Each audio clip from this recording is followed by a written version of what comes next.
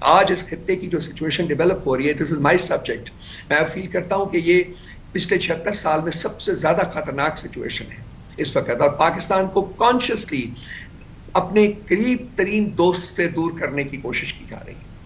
اور میں اسی وقت اگر آپ اس موضوع کے اوپر بات کریں گی تو I would love to come and talk about it. ٹھیک ہے، مگر رؤف حسن صاحب آپ کہتے ہیں مل کے کام کرنا چاہ رہے ہیں. اب حکومت کا رویہ تو آپ دیکھ ہی رہے ہیں، لیکن آپ کے خان صاحب کی رہائی کی جنگ لڑتی تحریک انصاف تو انٹرنلی بھی ذاتی لڑائیوں میں الجھ چکی ہے. شہریار افریدی کا استعفے کا عندیہ ہو، شیر افضل مروت ہوں، عمر ایوب کا عہدہ چھوڑنے کا فیصلہ ہو، یہ عہدوں کی لڑائی دکھنا شروع ہو گئی ہے. عمران خان نے کل ناراض پارٹی اراکین کو ملاقات کے لیے بھی بلا لیا ہے. اس میں عمر ایوب، جنید اکبر، شاندانہ گلزار، شہریار افریدی اور شبلی فراز سمیت بلیو آپ کو بھی بلایا گیا ہے. تو پارٹی معاملات ٹھیک تو نہیں ہے جو بلایا جا رہا ہے؟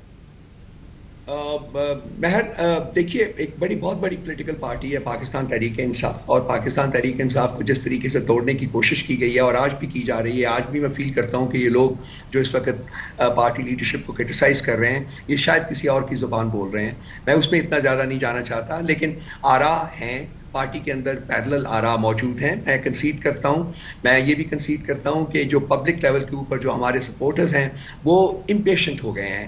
وہ امپیشنس ان کی جو ہے وہ بٹرنس میں تبدیل ہو رہی ہے، اور اس کی بیسک وجہ یہ ہے کہ خان صاحب تقریباً 1 سال سے اب اس پابند سلاسل ہیں، وہ قید میں ہیں، اور وہ فیل کرتے تھے کہ ان کو بہت جلدی باہر آ جانا چاہیے.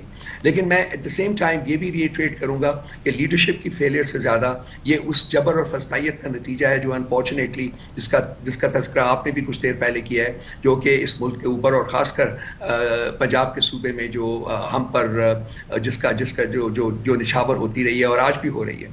تو ہیں، میں بالکل اگری کرتا ہوں. مجھے نہیں پتا کہ کل خان صاحب نے کن لوگوں کو بلایا ہے، تو جب پتہ چلے گا تو اس میں پھر میں بات کر سکوں گا کہ کس قسم کی کن موضوعات کے اوپر بات چیت ہوگی کل.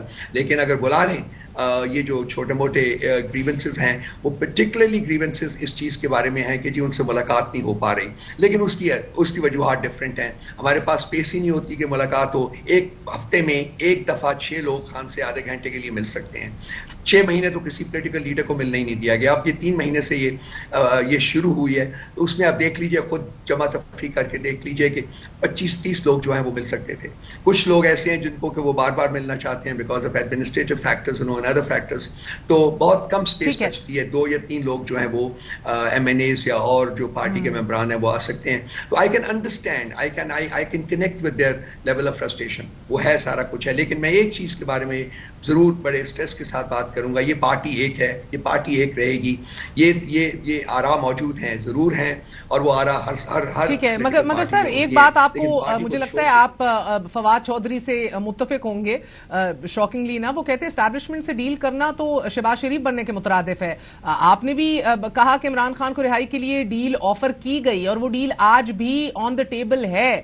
یہ ڈیل کیا ہے، کس نے آفر کی ہے جو آج بھی آن دا ٹیبل ہے؟